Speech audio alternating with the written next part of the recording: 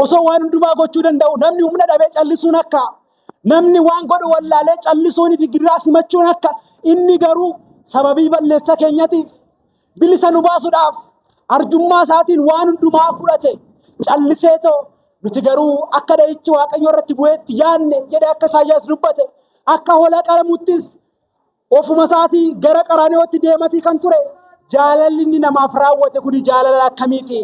Yaa saba Waaqayyoo nuti jaalalli nuuf raawwatame jaalala akkamii akka ta'e haa hubannu. Yaa saba Waaqayyoo arjummaan nuuf taasifame arjummaa akkamii akka ta'e haa hubannu.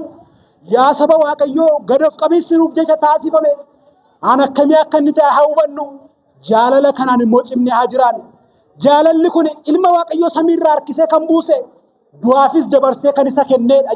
Isa addunyaa kana uume, isa waan hundumaa gochuu danda'u, waaqummaa isaatiin aangoo kan qabu hundumaa raawwachuu kan danda'u. Sababii balleessa keenyatiif, sababii yakka keenyatiif, sababii nuti balleessineef, sababii mana isaa gadhiisnee baaneef, sababii diiyaabiloosiif tole jenneef, sababii Waaqayyoodhaaf dinnee baaneef, inni immoo ulfina isaatti nu deeffachuudhaaf jecha gidiraa kana hundumaa kaffale.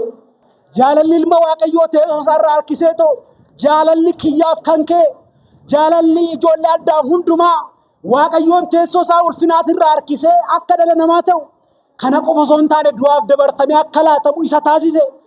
Waan nuti isaaf goones jiraate osoo hin taane isa yakkuurraan kan hafe gaarummaan nuti isaaf raawwanne tokko osoo hin jiraatiin inni jaalala isaatiin samiirra bu'ee ofiisaa dabarsee angalaachutti akkasumaan nama jaalate akka inni jedhame yeroon isaa yeroo inni ga'u harka Yihuudootaatti gama Yihuudaatiin dabarsee of laatee isaan harkatti gidiraa fi dhiphina hedduu simatee rukkuchaa fi reebicha hedduu simatee si'a 666 nuuf jecha garafamee foon isaa kukkutee akkasumas dhiiga isaa lolaasee gidiraa namni akkana jedhee dubbachuun hin danda'amneen qoraatti qoreellee akka gonfootti ofiisaatiif kaawwatee wayyoo harka Addaamiin uuman fannoo irratti sibiila qaramanii wayyoo miilli gannatii keessa deddeebi'anii fannoo irratti sibiila waraanamanii wayyoo fuula Addaamitti hafuura jireenyaa kan baafate hadhooftuu dhangaa wajjin walitti makaman ni dhuge kan hin duune ni du'e du'a balleessuudhaaf jecha warra du'anis fayyisuudhaaf ni du'e. Guyyaa kanatti gooftaan keenya fayyisaan keenya Yesuus Kiristoos gara baddaa qaraaniyootti ba'ee ofiisaa dabarsee bilisa nu baase. Mee waaqa kana illee galata dhiyeessaa fi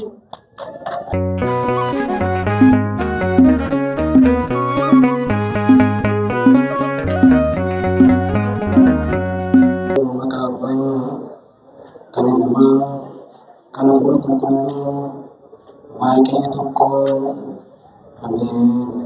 barumsa keenyaaf mata duree kan nuuf ta'u tokkicha bakka hundumaa du'e kan jedhu ta'a.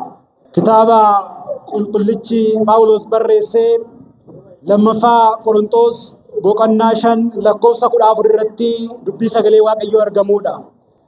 Egaa gooftaan keenya fayyisaan keenya Yesuus Kiristoos tokkicha kan jedhame inni addunyaa kana gara hin jirre gara jireenyatti kan fide baay'ina jaalalaaf arjummaa isaatiinis immoo dhala namaa bifa fakkeenya isaatiin kan uume dhala namaa bifa fakkeenya isaatiin uume ulfina isaa fi kabaja isaatiin surraa guutuudhaan dhala namaa jannatii keessa kaayee akka inni ture kitaaboleerra ni dubbisna.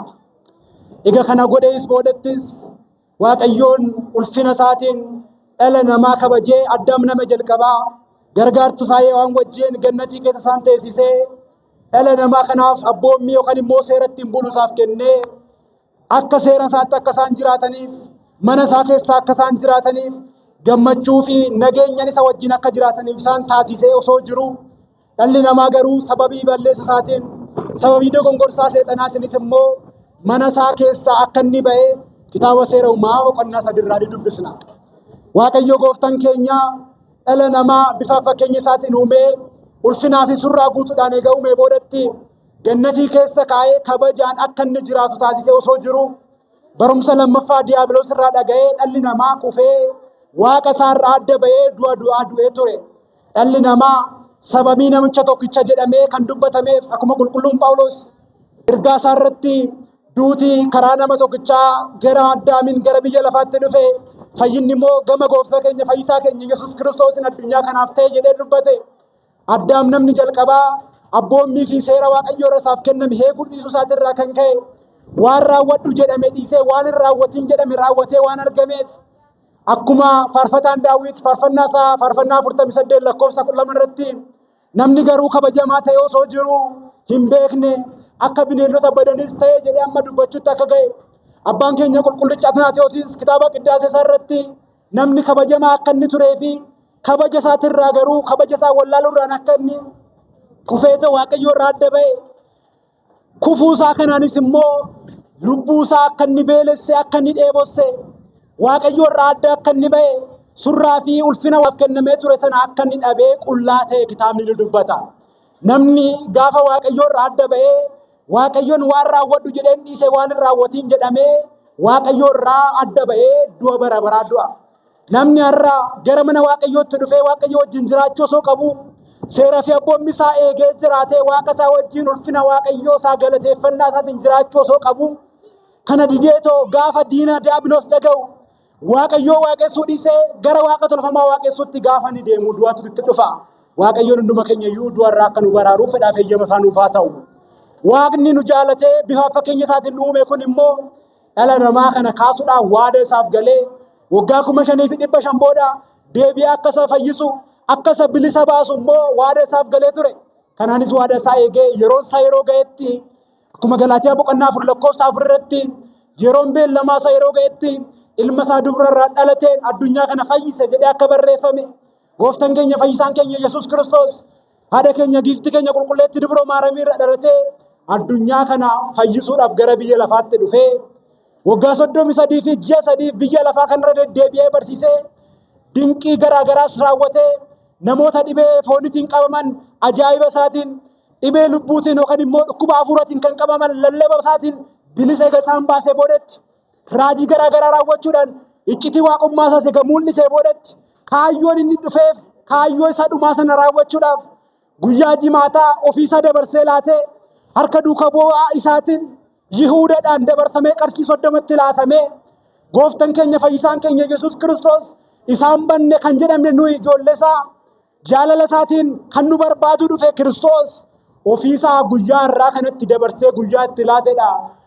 Inni ofiisaatii du'uudhaan du'a adda ta'e du'ee Waaqayyo ta'e osoo jiru duuti isarratti aangoo osoo hin qabaatiin fedha isaatiin akkuma wangeela irratti abbaan wangeelaa qulqullichi Yohaannis gooftaan keenya fayyisaan keenya Yesuus Kiristoos waa'ee lubbuu isarratti gaafa dubbatu jecha ni dubbate akka nuuf katabetti wangeela Yohaannis boqonnaa 10 lakkoofsa 17 irratti gaafa dubbatu lubbuu koo foon koo irraa adda baasuuf aangoon qaba foon koo tokko taasisee kaasuufis aangoon qaba jedhee eenyummoo fedha kootiin alatti lubbuu koo na keessaa baasuu fudhachuu kan danda'u hin jiru kan jedhe Waaqni keenya yeroon Addaamiif murame suni waggaa 5,500 sun yeroo inni ga'etti dubbiin fayyisummaan isaa mul'achuudhaaf yeroo inni ga'etti ofiisaa dhukkubaaf dabarsee laatee akka bara kukumoofa keessatti raajota keessaa tokko kan ta'e Isaayyaas waa'ee isaa gaafa dubbatu kitaaba raajisaa boqonnaa 53 irratti inni garuu sababii balleessa keenyaaf reebamee caccabsames jedhee akka inni dubbate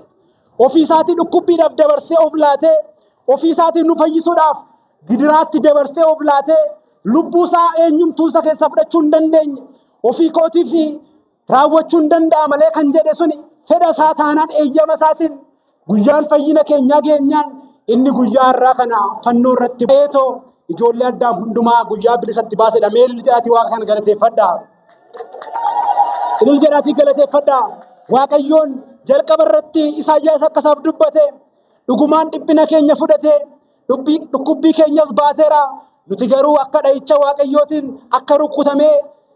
akka rukkutameetti lakkoofne inni garuu waa'ee keenyaaf daddarbaa keenyaaf madaa'e waa'ee yakka keenyaafis caccabsame nuti akka nagaa argannuuf inni adabame akka inni jedhe nuti akka nagaa argannuuf osoo reebamuun nuuf maluu inni qooda keenya reebame osoo kabalamuun nuuf maluu inni qooda keenya kabalame harka Yihuudaatti immoo ofiisaatiin dabarsee laatee arjummaaf jaalala isaatiin nu bilisa baasuudhaaf tokkichi gooftaan keenya fayyisaan keenya Yesuus Kiristoos guyyaa irraa kanatti ijoollee Addaam hundumaaf iyyuu dabarsee of laate. Dhugumaan kan nama dinqu kan nama ajaa'ibuudha. Abbootiin keenya jaalala inni ittiin kana raawwate suni jaalala dinqii akka inni ta'e jaalala gooftaan keenya Yesuus Kiristoos ofiisaatiif jecha osoo hin taane nuuf jecha gara biyya lafaatti dhufee ofiisaa dabarsee hangalaachuutti akkasumatti kan nu jaalate jaalalli kun jaalala dinqii ta'eedha. Jaalalli kun jaalala ajaa'iba ta'edha. Jaalala uumamtoota irraa mul'achuu danda'u miti. Dhalli namaa balleessaatiin kufee gidiraa keessatti kufeetoo du'a bara baraa keessatti kufee osoo jiru dhala namaa kana baasuudhaaf jaalala isaatiin harkifameetoo samiirraa tushaan jaalala jedhamu isa harkisee gara biyya lafaatti akka isa fide. Akkuma wangeela Yohaannis boqonnaa 3:16 irratti Waaqayyo Abbaan ilma isaa tokkicha dabarsee angalaachuutti addunyaa kana akkasumatti jaalateera akka jedhame osoo nuti gatii isaaf kaffallee ta'ee osoo hin taane akkasumatti bilisaan nu jaalatee kaffaltii tokko malee waan nuti isaaf goones jiraate osoo hin taane isa yakkuurran kan hafe gaarummaan nuti isaaf raawwanne tokko osoo hin jiraatin inni jaalala isaatiin samiirra bu'ee ofiisaa dabarsee angalaachuutti akkasumaan nama jaalate akka inni jedhame jaalala kanaan harkifamee Addaam gabrummaa Daabiloos jalatti dhiitamaa jiru. Waggaa 5,500 guutuu gabrummaa Daabiloos jalatti waanjoo gabrummaatiin biitamee dhiitamaatti kan jiru sana bilisa baasuudhaaf Addaam iddoo kufe kana ka'uu waan hin dandeenyeef iddoo itti kufe kana keessaa ka'ee ulfina Waaqayyootiif ga'uu waan hin dandeenyeef murtoo sana keessaa ba'uu jalaa ba'uu waan hin dandeenyeef kan ammoo bilisa baasuu kan danda'u hundumaa gochuun aangoo waaqummaa isaas kan ta'e Kiristoos qofa ture waan ta'eef Kiristoos ofii isaatii yeroon isaa yeroo inni ga'u harka Yihuudootaatti gama Yihuudaatiin dabarsee of laatee isaan harkatti gidiraa fi dhiphina hedduu simatee rukkuchaa fi reebicha hedduu simatee 6,666 nuuf jecha garafamee foon isaa kukkutee akkasumas dhiiga isaa lolaasee gidiraa namni akkana jedhee dubbachuun hin danda'amneen qoraatti qoreellee akka gonfootti ofii isaatiif kaawwatee Yihuudoonni gidiraa fi hammeenya kana jedhamee dubbatamuun hin danda'amne akka kitaaba irratti barreeffame qoreewwan xixiqqoo 1,000 kan ta'anii fi qoreewwan gurguddoo 70 kan ta'an akka akliilii yookaan immoo akka gonfootti Yihuudoonni hojjetanii hammeenya amma kana ga'uun gonfoo sibiilaa isa qoreensaa gadi keessa ba'eetoo dhiiga lolaasee kana jedhamnee amma jecha keenya dubbachuu hin dandeenyetti gidiraa fi hammeenya hedduu irratti raawwatanii guyyaa kana isa addunyaa kana uume isa waan hundumaa gochuu danda'u waaqummaa isaatiin aangoo kan qabu hundumaa raawwachuu kan danda'u sababii balleessa keenyatiif sababii yakka keenyatiif sababii nuti balleessineef sababii mana isaa gadhiisnee baaneef sababii Daabiloosiif tole jenneef sababii Waaqayyoodhaaf dinnee baaneef inni immoo ulfina isaatti nu deeffachuudhaaf jecha gidiraa kana hundumaa kaffale. Gidiraa kana hundumaadhaan hunduma keenya bilisa baase isin kana booda ijoollota kooti garbootas jedhamuun isiniif hin malu isin ijoollota kooti jedhee jaalala abbummaa isaatiin jaalala isaa nuuf ibsuudhaaf guyyaa kanatti gooftaan keenya fayyisaan keenya Yesuus Kiristoos gara baddaa qaraaniyooti ba'ee ofiisaa dabarsee bilisa nu baase. Mee waaqa kana illee galata dhiyeessafi. Egaa abbootiin keenya qulqullichi Yohaannis waa'ee gidiraa isarra ga'ee kana yeroo inni dubbatu gooftaan keenya fayyisaan keenya Yesuus Kiristoos jaalala akkamiitiinis akka inni nama jaalate waa'ee ulfina waaqummaa isaatiin wal bira qabee hoggaa dubbatu kitaaba qiddaasee isaa irratti akkas jedheera. Qondaalli ergamootaa sodaa fi romma'uudhaan fuula isaa dura kan dhaabbatan waltajjiirra isa dhaabanii cubbuu kadaquuf cubbamaadha jedhaniini murteessitoonni kan murteessota irratti kan murteessu isarratti murteessan jedhame. Egaa ilaala ergamoonni sa'aatii 24 guutuu qulqulluu jedhanii kan isa galateeffatan yeroo hundumaayyuu ulfina isaatiif romma'anii sodaadhaan naasuudhaaf fuula isaa dura kan dhaabbatan fuula Philaaxoos gooftaa keenya dhaaban uumamtoota hundumaa irratti kan murteessu waaqa kan ta'e abbaa murtee dhugaa kan ta'e isa fuula Philaaxoos dhaabanii irratti murteessan inni jiraachisaa uumamtoota maraa kan ta'e nu jiraachisuudhaaf kan dhufe bilisa nu baasuudhaaf kan dhufe ta'e osoo jiru isarratti garuu dabaan shiraan irratti murteessan yakkamtoota lamaan gadduutiin isa fannisan bitaa fi mirga isaatiin yakkamtoota waggaa dheeraa lubbuu namaa balleessaa dhiiga namaa lolaasaa qabeenya namaa saamatii turan isaan sana lamaan Faataawii Zayimaa fi Zatsaggaa kan jedhaman isaan lamaan sana gidduu isa dhaaban. Maaliif gadduu dhaaban jennaan abbootiin keenya yoonni mana kiristaanaa isa cubbamaa fakkeessuudhaaf isa walakkaa dhaabanii gama lamaaniin immoo cubbamtoota san dhaabanii. Egaa inni waan hundumaa gochuu kan danda'u osoo ta'ee jiru Suraafeliin gonfoo qulqullummaa kan uwwisu ta'ee osoo jiru isatti gonfoon qoraattiitti kaawwame. Kanaanis inni dhiphinaa fi gidiraa kana jennee dubbachuu hin dandeenyeen namoota hundumaa bilisa baase. Suraafeliif gonfoo kan gonfachiisu gonfoo qoraattii itti gonfanii Kirubeeliin uffata simboo kan uwwisu itti qoosuudhaaf uffata diimaa sitti uwwisan jedhamee barreeffameera. Gooftaa keenya Yesuus Kiristoos itti qoosaa turan Inni gonfoo namoota qulqulloota kan ta'an ulfina isaatiif kan jiraatan adeemsa isaanii Waaqayyo wajjin kan taasifatan qulqullootaaf gonfoo qulqullummaa kan gonfachiisu isatti itti qoosuudhaaf namoonni kun garuu guyyaa har'aa kanatti gooftaa keenya fayyisaa keenya irratti gonfoo qoraattii itti gonfisan. Akkasumas immoo ulfinaan uffata kabajaa qulqulloota isaatti kan uwwisu isatti immoo uffata diimaa itti uwwisanii dhugumaan kan nama dinquudha jedheetu dubbata. Egaa kirubeeliin kochoo abiddaatiin haguugamanii fuula isaa dura kan dhaabbatan isa immoo fuula isaatti haguugan itti qoosuudhaaf eenyu kan sirrukute jedhanii irratti dubbachuudhaaf gooftaa keenya irratti gidiraa kana raawwachaati turan. Egaa waan kana hundumaa raawwatamaatii callisuun akka kanaa kun callisummaa akkamiiti? Qulqullichi kun galateeffannaa isaa keessatti dinqiin kun raawwiin akka kanaa kun raawwii akkamii akka inni ta'e immoo ni gaafata. Osoo waan hundumaa gochuu danda'u namni humna dhabee callisuun akka namni waan godhu wallaalee callisuun fi gidiraa simachuun akka inni garuu sababii balleessa keenyatiif bilisa nu baasuudhaaf arjummaa isaatiin waan hundumaa fudhate calliseetoo nuti garuu akka dha'ichi Waaqayyo irratti bu'eetti yaadne jedhe akka Isaayyaas dubbate akka hoolaa qalamuttis ofuma isaatii gara Qaraaniyooti deematii kan ture jaalalli inni namaaf raawwate kun jaalala akkamiiti? Akkasumas arjummaan inni namaaf raawwate kun arjummaa akkamiiti? Gadoof qabiinsi kunis gadoof qabiinsa akkamiiti jedha qulqullichi Yohaannis Warqeen. Namni jaalala Waaqayyo irraa isaaf taasifame kan hubachuu barbaachisaadha. Nu osoo taane waan gochuu dandeenyu tokko obsuu hin dandeenyu, callisuu hin dandeenyu. Waaqayyoon garuu ofii isaatii waan hundumaa raawwachuu osoo danda'u waa'ee sababii cubbuu keenyatiif jecha kan hundumaa obse. Sababii cubbuu keenyatiifis ofii isaa gadoof qabummaan agarsiise. Gadoof qabummaan akka kanaa gadoof qabummaa akkamiiti? Obsi amma kana ga'us obsa akkamiiti? Callisuun amma kanaatis callisuu akkamiiti? Arjummaan amma kana ga'us arjummaa akkamiiti? Jaalalli akkanaa jaalala akkamiiti? Ega jedhee boodatti jaalalli ilma Waaqayyoo teessoo isaa irraa harkisee amma du'aattis isa geesse jedha. Jaalalli ilma Waaqayyoo teessoo isaa irraa harkisee too jaalalli kiyyaaf kan kee jaalalli ijoollee addaa hundumaa Waaqayyoon teessoo isaa ulfinaatirraa harkisee akka dhala namaa ta'u kana qofa osoo hin taane du'aaf dabarsamee akka laatamu isa taasise. Sababiin gooftaan keenya dabarsamee laatamuuf sababiin inni qoree mataa irratti isa waraansaaf dabarsamee laatamuuf sababii inni reebamuuf inni kabalameef waa'ee keenyatiif waan nu yakkineef waan mana isaa keessa baaneef gidiraa kanaan gara mootummaa isaatti nu deeffachuudhaaf gara kabaja keenya isa jalqabaa sanitti nu deeffachuudhaaf yaa saba Waaqayyoo nuti jaalalli nuuf raawwatame jaalala akkamii akka ta'e haa hubannu. Yaa saba Waaqayyoo arjummaan nuuf taasifame arjummaa akkamii akka ta'e haa hubannu. Yaa saba Waaqayyoo gadoof qabiinsi nuuf jecha taasifame aan akkamii akka inni ta'e haa hubannu. Jaalala kanaan immoo cimnee haa jiraannu. Jaalalli kun ilma Waaqayyoo samiirraa harkisee kan buuse du'aafis dabarsee kan isa kenneedha jedhe qulqullichi kun. Egaa nuuf jecha gooftaan keenya Yesuus Kiristoos gidiraa kana hundumaa eega simate nu bilisa baasuudhaaf beenya nuuf ta'uudhaaf kana hundumaa eega raawwate nuti immoo jaalala isaa kana hubannee jiraachuu nu rakkisu.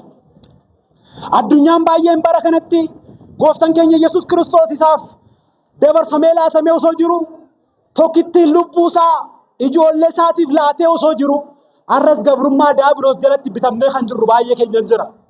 Baay'een seera osoo hin beekin seera isaa cabsuudhaan baay'een addunyaadhaaf garba ta'uudhaan cubbuu addunyaa keessaa kan raawwannu baay'ee jira. Nuti bilisaa akka baanuuf gatii dhiigatu nuuf kaffalame. Gatiin nuuf kaffalame kun gatiitti qoosamuu miti.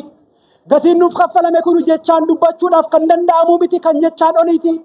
Miirri namaa sammuun namaa yaadee bira ga'uu kan danda'u miti.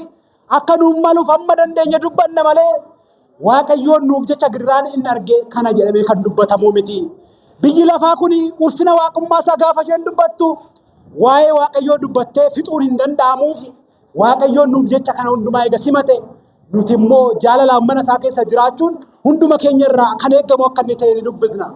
Egaa qulqullichi Qeerloosis immoo kitaaba qiddaasa isaa irratti Aariyaametti Suraafeliin kan naasisu inni fedha isaatiin dhukkubsatee jedhe ilaalaa. Aariyaamitti Suraafeliin kan naasisu ergamoota yeroo hundumaa galateeffannaa isaatiif dhaabbatan hoollannaadhaaf fuula isaa dura kan dhaabbatan isaan kochoo ja'a kan qaban fuula isaa dura dhaabbatanii too fuula isaanii kochoo lamaan golgatanii miila isaanii jala kochoo lamaan isaaniitiin golgatanii kochoo lamaan immoo balali'aatii kan isa galateeffatan. ergamoota isaa kan naasisu, suraafeliin kan naasisu inni ofii isaatii dhukkubsachuu filate. Dhukkubaafis dabarsee of laate, gidiraadhaafis dabarsee of laate jedhame. Kanaaf Waaqayyoon nuuf jecha gidiraa kana hundumaa simateera. Waaqayyoon gooftaan keenya nuuf jecha arjummaa adda ta'e nuuf agarsiiseera. Waaqayyoon gooftaan keenya nuuf jecha dhiphina kana jedhamee dubbatamuu hin danda'an nuuf raawwatee nutti agarsiiseera. Jaalala adda ta'eenis nu jaalatee ofiisaa dabarsee laateera. Kanaanis akkuma wangeela Yohaannis boqonnaa 19 irratti lakkoofsa 27 irraa kaasnee gaafa dubbisnu gooftaan keenya fayyisaan keenya Yesuus Kiristoos fayyina dhala namaatiif gidiraa hundumaa eega simatee boodatti lakkoofsa 30 irra gaafa geenyu hundumtuu xumurame jechuudhaan akkasumas immoo tokkitti lubbuusaas dabarsee laate akka inni jedhame gooftaan keenya Yesuus Kiristoos ofii isaatiif tokkitti lubbuusaa kan nuuf laate. Yeroo hundumaa fayyina akka nuuf ta'uuf beenyaa kan nuuf ta'e inni ofiisaa dabarsee laachuudhaan nu bilisa kan nu baase waanjoo gabrummaa jalaa kan nu hiike hidhaa itti hidhamnee ture sana keessaa kan fayyina nuuf kenne gooftaan keenya fayyisaan keenya Yesuus Kiristoos waan nu jaalatuufi mee jaalala waaqa kanaatiin kan booji'ame mee jaalala waaqa isaatiif ulfina kan dhiyeessu ilillee fi galataa dhiyeessu ilil jalaatii Waaqayyoon galateeffadha. Egaa gooftaa keenya Yesuus Kiristoos qoosaa fi akkasumas immoo gidiraa hedduu kan simate sababa koof sababa keessaniifi sababii keenyaaf gidiraa kan eega simate nuti maaliif mana isaa keessaa bannaa? Waaqayyoon nu deeffatee arras deebinee mana isaa keessa maaliif dhabamnaa? Addunyaan deebitee arras maaf nu bitti, maaf waaqa keenya nu dagachiisti kan jedhu of gaafachuun barbaachisaadha. Gatii dhiigatiin bitamnee gatii dhiigaa nuuf kaffalame kana foonsa kukkutee kan nu bilisa nu baase kana waan hundumaa gochuu osoo danda'u harka namootatti dabarfamee kan laatame kana nuti yeroo hundumaa isa waaqessaa jiraachuun isa galateeffachaa jiraachuun barbaachisaadha. Inni arjummaa isaatiin kan hundumaa eega nuuf raawwate gidiraa hundumaas eega nuuf simate nuti immoo mana isaa keessa jiraachuun nutti kan ulfaatu ta'u nurra hin jiraatu jechaadha. Qulqullichi Yaaqoobis immoo yaa gooftaa kan sitti hin bu'amne sitti bu'ame Haanaa birattis ni arrabsamte, Qayyaafa birattis ni tuffatamte, Philaaxoos fuuldurattis ni salphatte, yakkamtoota wajjinis ni lakkaawwamte. Jimaata yeroo sana Ayuudonni hamoon muka irratti si fannisan jedheenira. Gooftaa keenya Yesuus Kiristoos kan eenyumtuu itti bu'uu hin dandeenye itti bu'ame. Harka Yihuudaatiin dabarfamee laatame, harka namaatiin itti bu'ame. Kan itti hin bu'amne kan eenyumtuu isarratti ka'uun hin danda'amne sun ofiisaa dabarsee laachuurraa kan ka'e kun ta'eera. Yihuudoonni hamoonni guyyaa jimaata irratti guyyaa har'aa kana gooftaa keenya fayyisaa keenya Yesuus Kiristoos dabarsanii fannisanii du'aafis dabarsanii too isa laatan. Kanaaf nuti jaalalli amma kanaa kan nuuf raawwatame akka taane hubachuun barbaachisaadha. Qulqullichi Yohaannis Warqeetis waa'ee kanaatiif boo'icha isaa akkas jedhee dhiyeessa. Wayyoo harka Addaamiin uuman fannoo irratti sibiila qaramanii, wayyoo miilli gannatii keessa deddeebi'anii fannoo irratti sibiila waraanamanii, wayyoo fuula Addaamitti hafuura jireenyaa kan baafate hadhooftuu dhangaa wajjin walitti makaman ni dhuge, kan hin duune ni du'e, du'a balleessuudhaaf jecha warra du'anis fayyisuudhaaf ni du'e jedhee dubbateera. Ilaala, Addaamiin jalqaba irratti harkoonni tottolcha sun har'a fannoo irratti waraanaman, hafuura jireenyaa Addaamitti kan baafatan, guyyaa har'aa kanatti hadhooftuu ittiin dhandhamatan, kunis sibiilaan waraanamuun harka isaa irratti ta'e. Jaalalli akka kanaa nuuf jecha kan ta'edha. Wayyoo jedhee qulqullichi kun hin dubbata. Akkasumas immoo Addaamitti hafuura kan baafatan jedheetoo guyyaa har'aa kanatti anaaf siniif jecha hadhooftuu gooftaa keenyaaf kenname. Egaa kan hin duunes ni du'e, du'a balleessuudhaaf kan hin duune ni du'e, warreen du'aniif fayyina kennuudhaaf kan hin duune ni du'e. Inni jiraata bara baraa kan ta'e, jiraachisaa bara baraatis kan ta'e. Akkuma wangeela Yohaannis boqonnaa 11tti du'aa ka'umsii fi jireenya ana kan jedhe, inni jiraachisaa uummattoota maraa kan ta'e, du'aa ka'umsas kan ta'e, jireenyas kan ta'e osoo jiru ofiisaa du'aaf dabarsee laate. Kunis kan ta'e sababii jaalala kiyyaaf keessaniitii fi sababii jaalala ijoollee Addaamii fi nuti ijoolleen Waaqayyoo jaalala kana hubannee jiraachuun barbaachisaadha. Waaqa akkasitti nu jaalate kana jaalachuun barbaachisaadha. Waaqa akkasitti nuuf ofiisa dabarse kanaaf ofii keenya dabarsinee laachuun barbaachisaadha. Addunyaa keessa baanee ofii keenya Waaqayyoodhaaf dabarsinee laachuudhaan, cubbuurraa adda baanee ulfina isaatiif dhaabbachuudhaan, bara keenya guutuu mana isaa keessa jiraachuudhaan bara keenya guutuu ulfina isaa dubbachaa jeejasaa jiraachuun barbaachisaadha. Akka kana goonu Waaqayyoon hunduma keenya nu gargaaru. Mee ilil jedhaati Waaqayyoon galateeffadha. Jaalala adda ta'e eeganu jaalate ofiisas dabarsee eeganuuf laate nuti bilisa baaneerra. Akkuma Galaatiyaa boqonnaa 5 irratti qulqullichi Phaawulos saboota kanaaf ergaa isaa gaafa barreessu Kiristoos immoo foonsa kukkutee dhiiga isaa lolaasee bilisa sin baaseera. Deebitanii waanjoo gabrummaatti akka hin qabamne jedhe. Amma dhaloonni bara kakuu haaraa kuni dhaloota gatiin dhiiga isaaf kaffalameedha. Dhaloonni kakuu haaraa kuni gooftaan keenya foonsa kukkutee kan bilisa isa baaseedha. Waanjoon gabrummaa caccabee bilisummaatti kan baheedha. Kanaaf immoo jedhe deebitanii waanjoo gabrummaatti akka hin qabamne, deebitanii gara cubbuutti akka hin deebine, deebitanii gara daabiloos dhaga'uutti akka hin deebine, deebitanii gara adeemsa Waaqayyoon gammachiisnetti akka hin deebine, deebitanii too ammas cubbuudhaan akka sakaallamtanii hin kufne jedhee dubbata. Kanaaf nuti bilisa baaneerra jennee har'as cubbuu kan raawwannoo taane gatii Kiristoos nuuf kaffale sana bilaasha taasisuu keenya. Qulqullichi Phaawulos Kiristoos nuuf jecha gafannifamee dhiphina arge sana booda maal jedhe? Yoo nuti dubbii fayyinaa kanaan jiraachuu dadhabne gatii nuuf kaffalame kana yoo wallaallee addunyaadhaaf garba taane, deebinee daabiloos kan dhageenyu yoo taane, Waaqayyo irraa adda kan baanu yoo taane, Kiristoos nuuf jecha kan taasise gatii sana hundumaa bilaasha taasisuu keenya, gatii dhabsuu keenya. Nuti immoo gatii fannoo irratti nuuf kaffalame sana bilaasha kan gatii hin qabne akka hin taasisne Waaqayyo hunduma keenya iyyuu nu haa gargaaru. Jaalala isaatiin dhabnee mana isaa keessa akka jiraannu hunduma keenya nu haa gargaaru. Arjummaaf jaalala nu taasiseen guyyaa irraa kana bilisa baaneerra. Kanaaf addunyaa keessaa baanee tajaajilaan mana isaa keessaa hanga dhumaatti akka jiraannu, akkasumas fayyina keenya isa gonka ta'e isa nuuf laate kana keessa jiraannee guyyaa dhumaatti immoo dhaaltota mootummaa isaa akka taanu Waaqayyo gooftaan keenya hunduma keenya iyyuu nu haa gargaaru. Bilisa kan nu baase waan nu jaalatuu fi nuti isa jaalachuu qabna.